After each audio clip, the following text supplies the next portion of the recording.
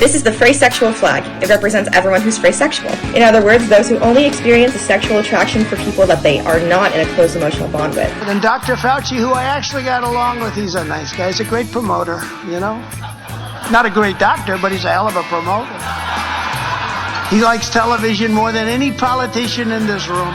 We will start with number 18. 18. There you are. And we'll find out where number 18 is. 18? Mendocino County. How quick? 6 Asian women were murdered. And all white people kind of sound the same because they think Asian racism just started with Corona. It was about sex. We're not sure it was racist. Let's do this. We're all in. Ready to help every child recover and thrive. A message from the American Federation of Teachers. Let's do this. They're ready to go to school again, honey. It's only been...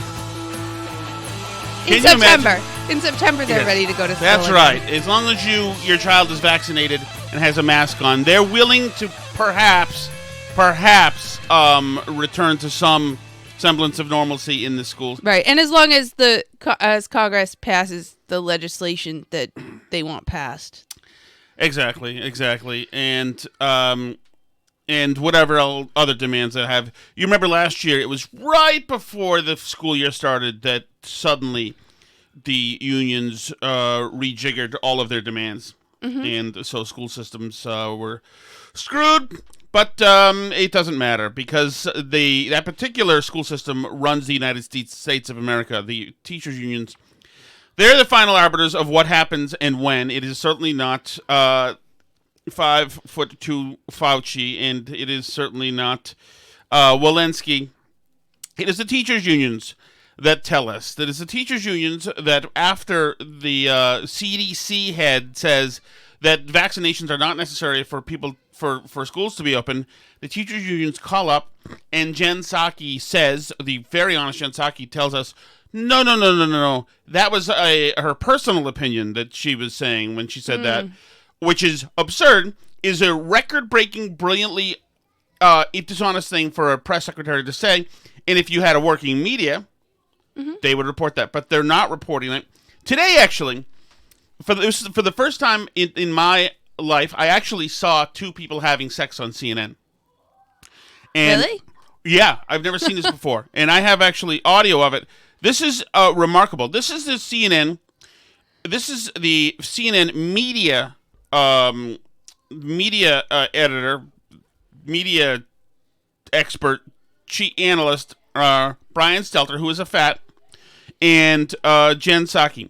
Now, what you're about to hear is rated X. I have never seen anything. Not only, it's not just rated X, but this is the kind of advanced sex that involved cables and clamps and pain and all sorts of. This is Stelter asking to be put up on some kind of pulley system, while with a ball gag in experiencing S&M pain.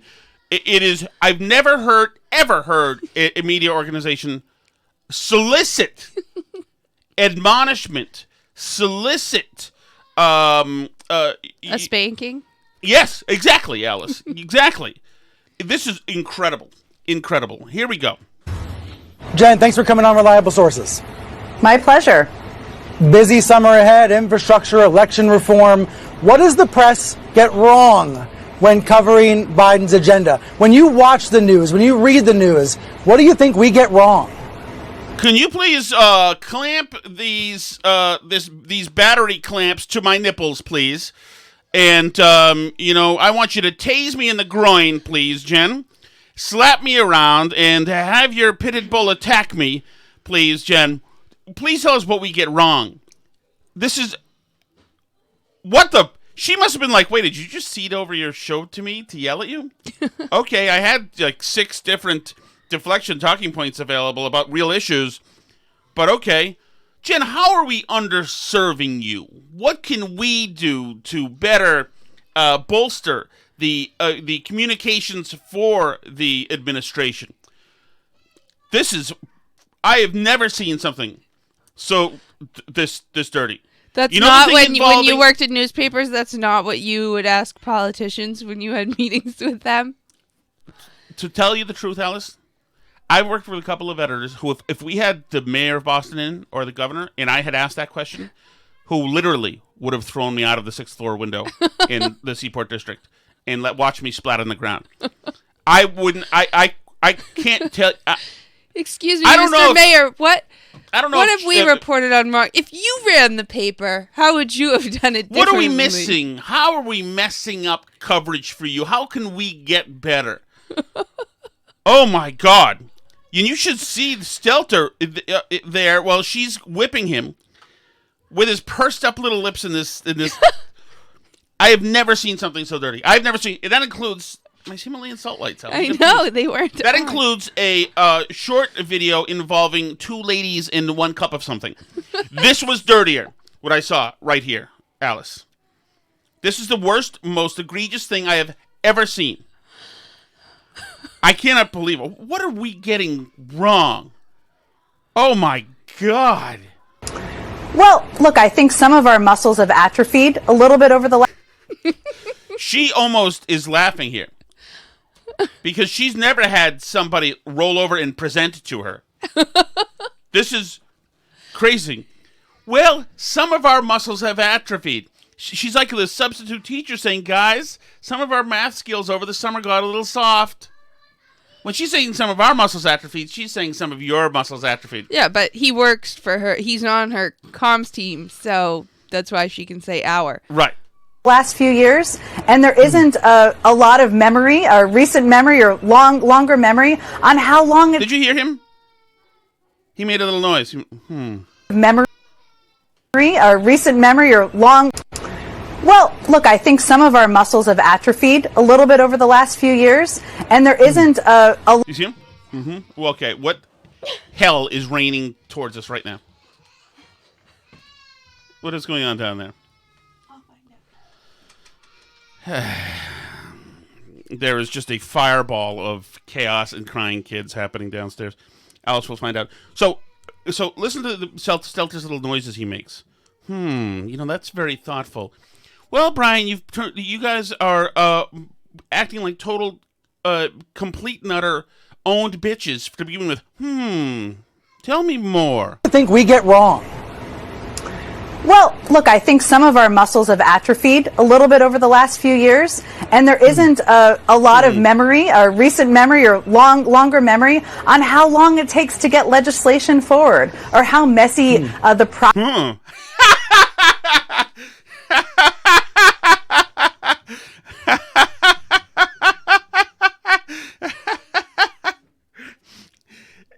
And some of our memories are failing us. And we're forgetting how hard it is to get legislation going. You know what? Well, as he makes, these slightly thoughtfully arousing noises. Alice, you got to look at the. I want you to look at this. I've seen Come here. I've seen Come here. I want you to look at this and watch his face.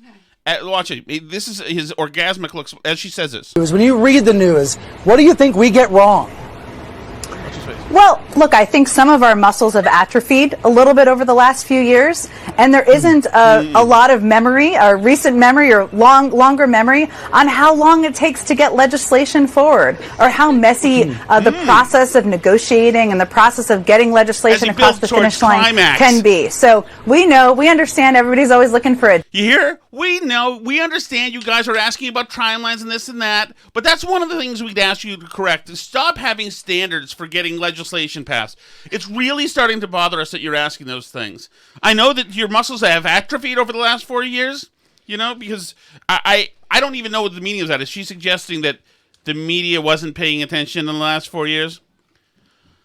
Anyway, she's saying, so yes, in other words, because Trump was bad, you forgot that thoughtful legislation takes time.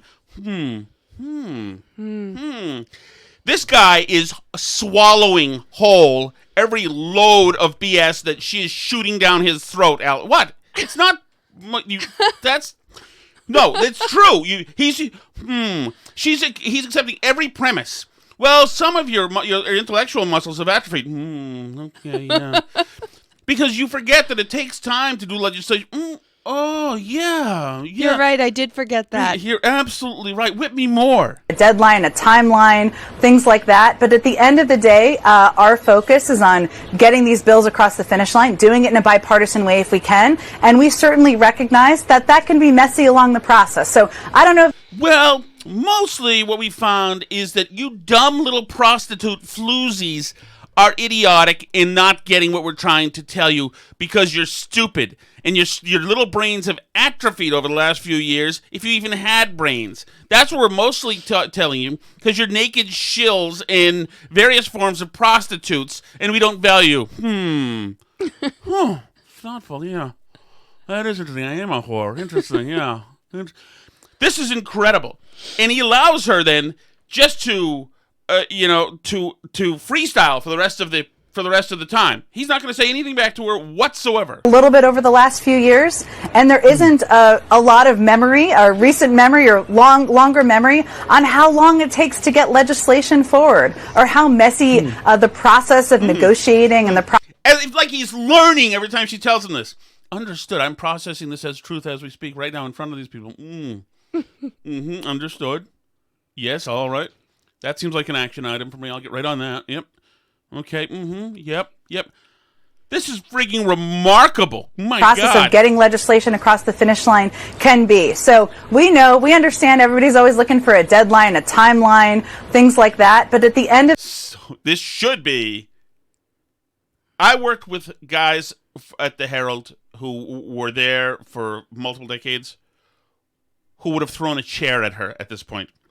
Mm-hmm. We understand you guys, you're looking for deadlines and this and that, and you have to... You want us to, quote-unquote, get things done. Yes, and you want copy and this and that, but you know what?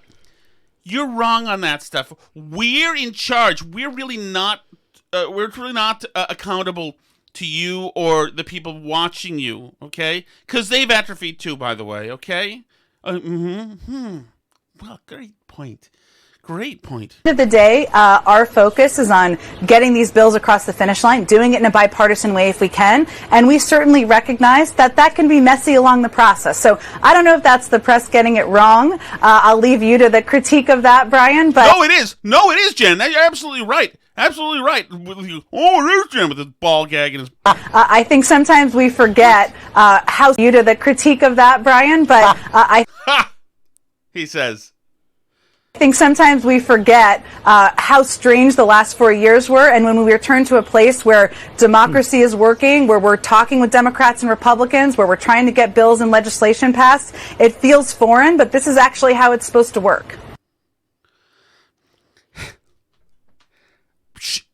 She made hay. Mm-hmm. He handed her all the weapons, and she beat the shit out of him with it. and he took it. Yeah. Absolutely. Wow. It's so good to have transparency back. It's so good to have transparency back. It really is. My goodness. Can you imagine? He is so bereft of curiosity about anything that the administration is up to. He switches sides with her. Says, you know what? You evaluate us. And I'll sit here and I'll take it. I'll accept everything you say. That's it. Right now, Kamala Harris is being laughed at in Guatemala by the president of Guatemala, who thinks she's a moron. While she's over there trying to sell him on climate stuff, he thinks he has no time for her. He was very outspoken about it. Instead of doing the job she was supposed to do at the border because she doesn't want anything to do with that. Right. That's happening right now. She is AWOL. She is playing international global diplomat for photo ops so that she can be president in a couple of years. Right now, while her job given to her in front of the media, in front of the press, was to go fix the border. Nope. She's going to look at the root causes. Because that seems like something we can fix. With how things are going in the U.S., I think that's a good idea is for us to take on fixing all of Latin America first. I think we forget, how legislation takes time and it's hard to do. And working across the aisle. I don't know. Was there a First Step Act in the last 4 years? Was that working across the aisle? Yeah, Trump got a tax cut passed. Let's see. I wanted to see if I could see any of this Kamala Harris stuff. Okay. Well, I'm glad you brought up, by the way, how Brian Stelter makes his living, because Hunter Biden has also been a big proponent of sex work. I don't know if you were aware of this. Yeah, but I couldn't find audio. There's no audio. They haven't released it. It's but I was ridiculous. just going to tell you about it. Yeah, the Washington Examiner has gotten their hands on from Jack Maxey, the former co-host of Bannon's War Room podcast, got some audio from Hunter Biden's laptop where Hunter Biden is speaking with a stripper. Is this one of... Did he knock this one up? Unclear. We don't know. They said an unidentified stripper. Okay. Where the president's son promoted stripping as a great career choice for intelligent, talented young women. In the May 2018 recording, Biden appeared to be an expert of sorts, saying that he's been to almost every club on every continent except one in every country that I can think of, from Cairo to China. The strippers he met along the way aren't always proud of their jobs, but they should be, because every woman has the ultimate toolkit. Biden praised the woman for publicly acknowledging that she's a stripper and compared her to stripper-turned-global rapper Cardi B. The bravery from you is extraordinary, because almost no one came forward before you started to do this, Biden said. I've never met one that was like you. When you think about it, Cardi B didn't do what you did. The woman mentioned that Cardi B had worked in a grocery store and lived with an abusive boyfriend before hitting it big. Then Biden said, why is it that the choice society pushes on every woman is to be a checkout girl at the A&P grocery store, Biden said. The stripper responded, how is that not so degrading? Biden then remarked that women working at a grocery store can't afford college, but if they were dancing with your clothes off for money for men all over the world, then college would be attainable. The stripper said, save up, invest. Biden said, or buy yourself a Mercedes and live in an apartment by yourself and only take care of yourself. Who in the world can say to a woman that they cannot make a choice for a talent that they have? But more than talent. How many strip joints did he say he'd been to? I believe thousands. I think he said... The stuff that this guy is willing to say recorded is remarkable. He said he's been to almost every club on Earth. Marion Barry. You know what? I actually smoked crack with Marion Barry. Yeah, he said almost every one on every continent. He's been to almost all strip clubs.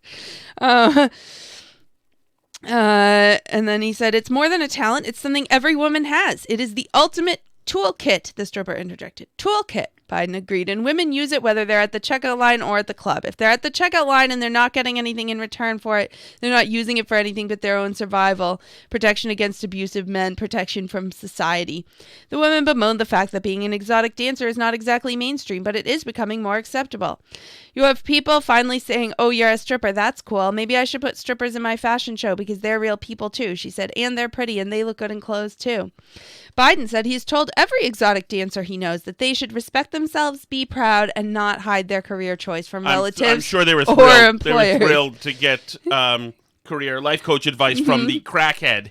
In an all-female profession, almost all of them attempt to earn money for their children, and if it's not for their children, it's for their mother, Biden said. So that's good. I hope the audio of that comes out because I really enjoy that story, and that's so empowering. That's why. So I'm really curious then why he has not embraced his child by a stripper if it's not because he's too good to have a child with a stripper.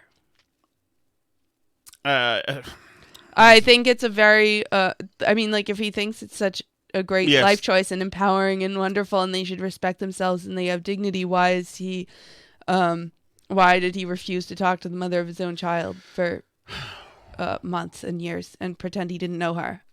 I don't know. Maybe if she had been married to one of his brothers, he would be more interested in hanging out with her. I don't know, but back when I was young and irresponsible, Alice, in my 20s, yes, I had witnessed exotic dancing.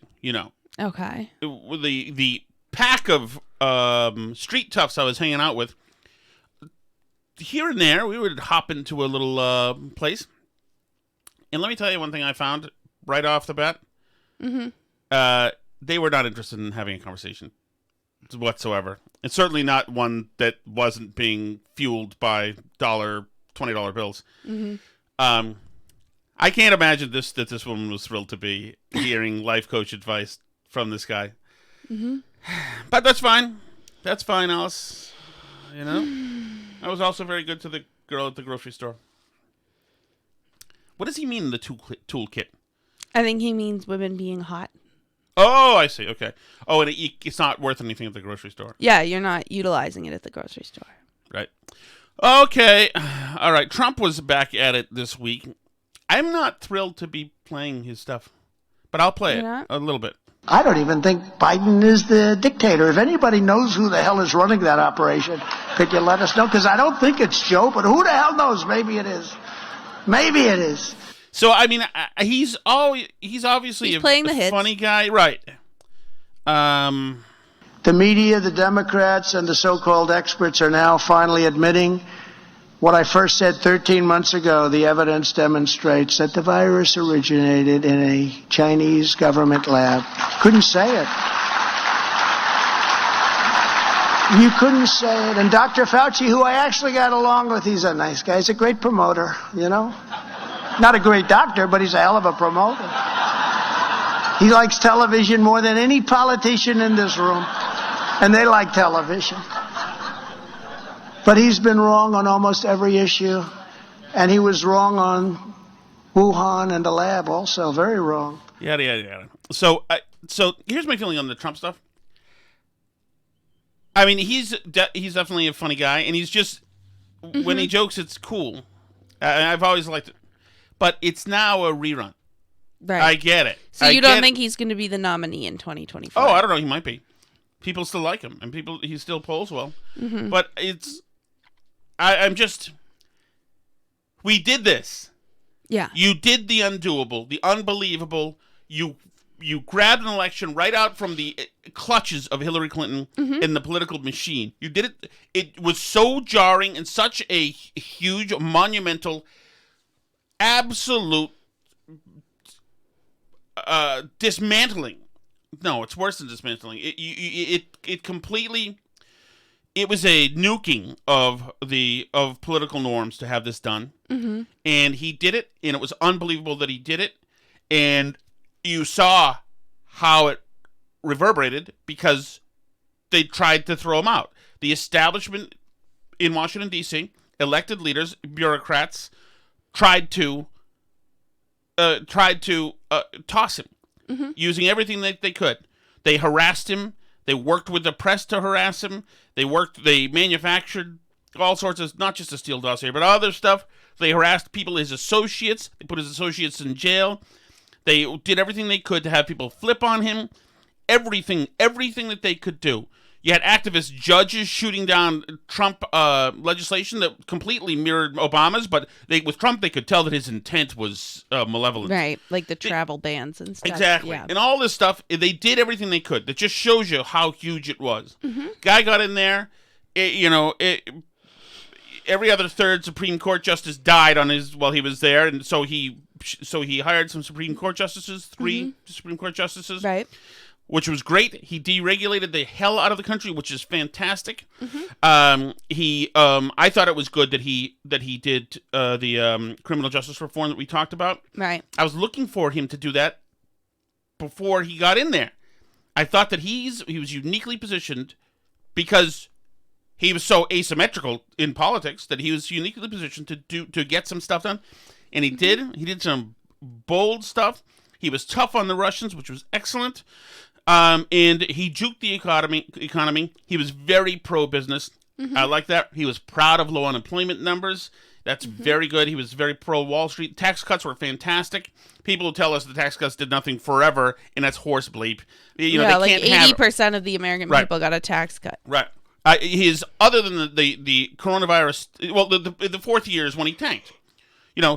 Although, not being in front of coronavirus testing, sure, that ultimately belongs to him. I'll blame Anthony Fauci for that. I'll blame all those healthcare know-it-alls. I'll also blame them and politicians in New York for not having our stockpiles, robust. All of them. Trump walked in there and he's the guy, buck stops there, whatever. But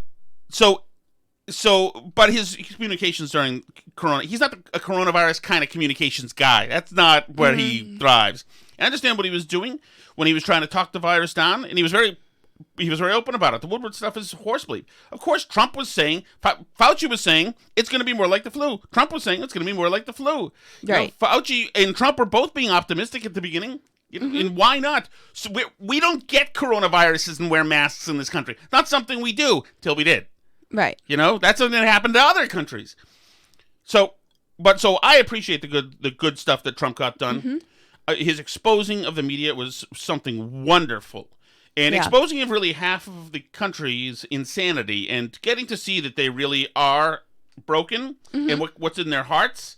And that we found firsthand, just in our own old neighborhood, that really, really good people with all the right things to say, who vote on the right way, etc., can really be craven, shallow bastards. And so it's good to see how that works. But I'm done. I'm done. The Trump, he put his time in. Right. I appreciate it. He choked when it came to the Capitol at the end, and the election broke him, I believe. And I think that he thinks he won. Yeah. And you can't. The election also broke Gore. I mean, it's not something. You can't have that big an ego as Trump or Gore or Obama or any of them, and take a loss like that with all these asterisks because we had special coronavirus stuff, knowing that the people who pushed those special election rules, etc., were bad actors. Maybe the measures were practical, whatever, but your mind, if you're the candidate, can probably never be at ease with that. Right. Ever. And so I think, it broke him. So I think that, while the Capitol stuff was happening for 3 hours, he's like, F it. Before he went out there. But so that's my long, long way of saying that I'm good now. I'm good. I'm glad he was there. I'm thinking that now, looking at this administration, you get to see now really what real incompetence is.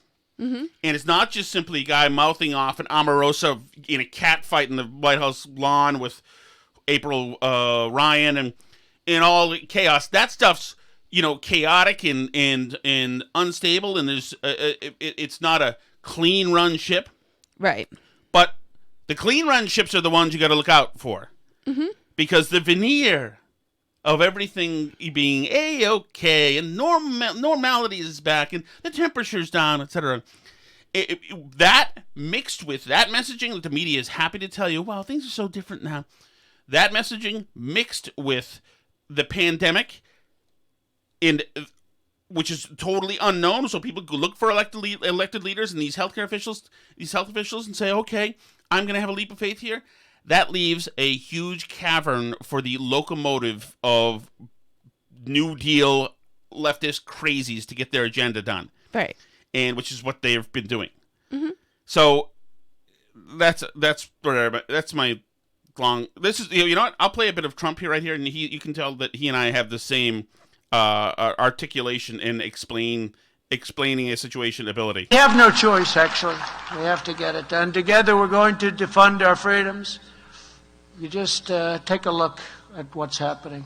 We have to defend our borders. We have to do all of these things. And the cancel culture, the defunding culture, the defending culture, and they defend the wrong things, we're not going to let it go any longer. We're going to stand up for our values. We have to stand up for our values, and we're going to take back our country, and we're going to take it back at a level that is very, very good for our country, and it's good for our citizens. Yeah, okay. What does that even I'm mean? good. It's just that, the soup that he usually throws out there, and it's fine, whatever. But we're not taking anything back. I mean, as far as this thinking, the conservatives need to learn to explain to people what is going on here in this White House. Right. And Romney was right. There are 47% of people who are simply lost, who will not be, this is an emotional situation. This is about emotion. And so since we are not trained psychologists, there's nothing that we can do to help them. It doesn't matter. They don't want to see it. They don't see kids in cages anymore, even though There are kids in they don't see it.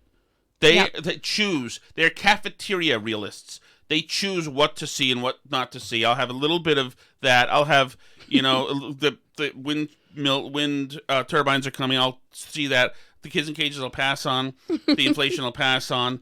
I will take that Biden doesn't look at the eclipse. That's a good thing. And that's but it's the same thing as like with the masks, right? They're cafeteria science believers too.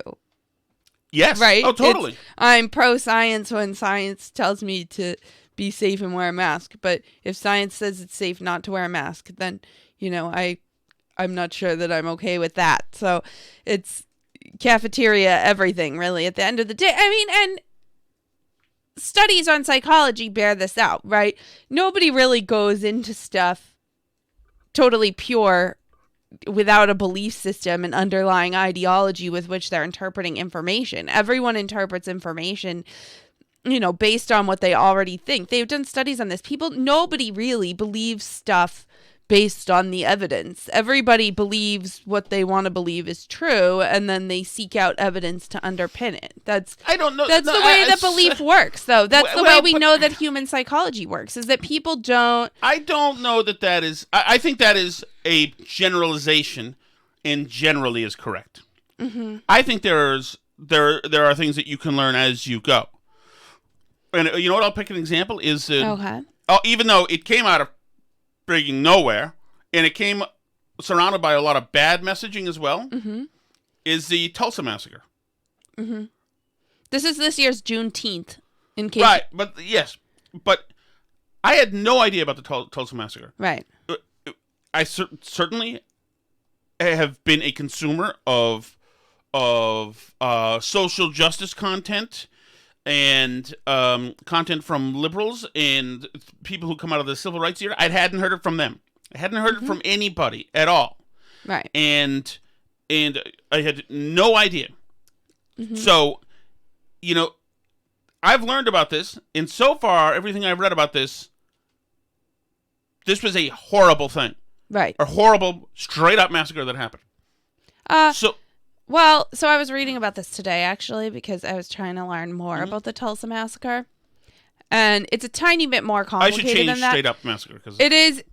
It definitely was bad, and there were a lot of racist people involved in killing a lot of black people. But this was an out-and-out open war situation in the city of Tulsa, in which, black people had guns, white people had guns, and they were shooting at each other. And there was, I think, so the most reliable estimates we have now is that maybe like 150-ish black people were killed and about 50 white people, including like some, police and National Guard troops and stuff, because this was there was a black guy who was trying to enter an elevator to go use the segregated black people's bathroom, right. And the elevator operator was a young white woman, and something happened.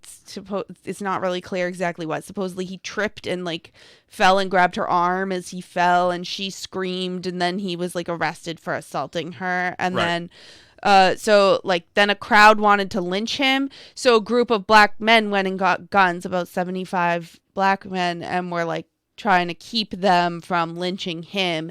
And the crowd didn't like that. Well, it's not clear. Somebody fired it was a bunch of people, a few hundred people squaring off with guns, and somebody fired, and then there was a gunfight, and then there were a bunch of dead people, and then this lasted a few days with people shooting at each other, and the National Guard had to come in and put a stop to it. But the forensics are fine, but these things are always deeper than just a slogan is worth. But it is something. Mm-hmm. It is something that adds to my own stockpile of information about post-Civil War race. Yeah, I mean, this is even 20th right. century. Right. This is 1921, so this is right. post-World War I, which is modern. Right. Right. This I is got part of of my grandfather in 1921. And this is part of the racial tension that was happening, is that people were coming back from World War I, where they had served the country. A lot of black men had served the country and were coming back, and there was a shortage of jobs because a lot of women had taken up jobs when men went off to war, and so there weren't enough jobs now for men coming back from the war. So there was like this competition for jobs and this kind of tension about it. That being said, so I dislike the coverage of this event for the same reason I disliked the coverage of Juneteenth last year, and I feel like it bears a lot of similarities, which is this weird gaslighting that's going on, which is that like we were all supposed to know about this when like nobody really knew. This wasn't like a commonly talked about thing. You know, and I mean, I think it's the Black Wall Street angle that right. is supposed to. I had heard that phrase in the last few years, Black Wall Street, and people talked about the burning of Black Wall Street, but it hadn't been in front of mind, and it's not something that I learned about in school. My school is very progressive, and we talked about a lot of like racial justice incidents and how bad America was a lot, and this particular one didn't come up. I mean, it certainly, like you say, it fits with our knowledge of what certain parts of America were like in the early 20th century. You know, it's not, I don't disbelieve the story. I disbelieve certain aspects I think are apocryphal, like planes dropping bombs. I think that's, and from what my understanding of the sources is that that's not really well attested except by like secondhand accounts and stuff. That being said, like, I don't like this weird gaslighting about it. And I don't like the way that it's being framed as some kind of like war crime by the United States government. Like it keeps sort of getting lumped in with stuff. Like, have you seen CNN's doing coverage of how they're excavating a mass grave? In Canada, yeah. No. Oh, no. Tulsa? That's for Tulsa. They're excavating a mass grave where all the bodies were thrown from the attack. What it turns out what excavating a mass grave means they went to the cemetery and found a bunch of unmarked graves, which lots of cemeteries have unmarked graves where there never were headstones or they've eroded over time. But these are individual graves, not mass graves. So I dislike this sort of moral framing of it as like putting it with the Holocaust. Like when you say mass grave, you're calling up images of like genocides, right? And you're implying that that's what happened here. And I don't think that that's what happened here. Even though, like I say, I mean, I think that racism was certainly a big factor in this and that this was an attack on people because of their race. Like, I just don't think that that's a fair moral comparison. And I don't like the framing of it as something. I mean, the National Guard stepped in and put a stop to this. Not like the U.S. government didn't do this. This wasn't an official policy, and I don't think it was a cover-up. I just think the problem is it was one of many incidents of racial strife that happened in the United States over a period of like 100 years, right, between the Civil War and the Civil Rights movement. Right, and this was in the obviously the historic relationship between whites and blacks was unique because of slavery, but there was plenty of racial strife and ethnic strife between other ethnicities all over the country. And all over the planet. Yes, but certainly all over the country. Yeah. Germans and Irish and Italians and Jewish and Mexicans and whites and Germans and Mexican, and we were effing each other up a lot in those days. And so the times were a bit different. You know, and like we had talked a few years ago just about after World War I, during World War I, in that town in Ohio, where everybody went after the Germans to beat them in the streets and killed the German shepherds. You know, I mean, these kind of things are happen through history. God, it was a great book on this. I had seen a transcript from that was just how like vicious these ethnicities were to each other. All over the place, and include Native Americans. There are no angels in our history. No angels in our history. In human history, not just U.S. history. Correct. This is like... Correct. And that, you know, there's a whole other conversation to be had, you know, if you... The slavery conversation, if we begin it in 1619, okay, but it began also not on this continent. You know, it began on another continent where... Oftentimes, the transactions included black people and white people, or black people and black people. Right. And I mean, certainly even in what's now the United States, or in the New World, quote unquote, in the Americas, there was plenty of slavery to go around amongst Native Americans before we got here too. They were big on, war captives, human sacrifice. There's a reason why tons of neighboring tribes joined in with the Spanish in ending the Aztec Empire, because they were notoriously cruel and brutal, had mass slavery, had mass killings of enslaved people, women, children. I mean, the human history is a mess. And I'm not trying to make excuses for anybody in Tulsa, but I don't like the idea that we're sitting here and saying, oh, we massacred black people in Tulsa and now we're having to excavate the mass graves to show you the cover-up. That's not true. That's not what happened here. Well, and right. And the other part of that, remember, is also is that they had, because of Black Wall Street, they had established a nirvana in the area. The model had been built. The model that could be easily duplicated in every other city, and that had been stifled and snuffed out because of the Tulsa, where you would have had these booming, robust areas all over the place. And actually...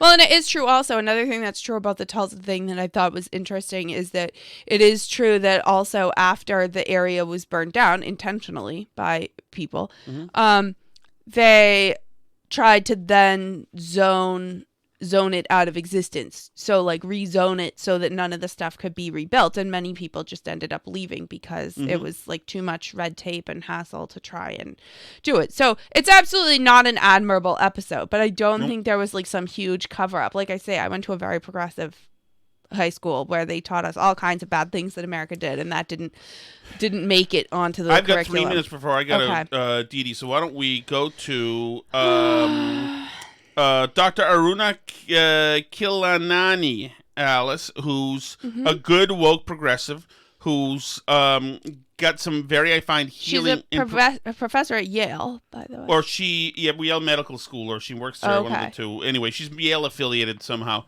She's a shrink now. Here we go. 6 Asian women were murdered. And all white people kind of sound the same because they think Asian racism just started with Corona. It was about sex. We're not sure. So, first of all, is the premise right?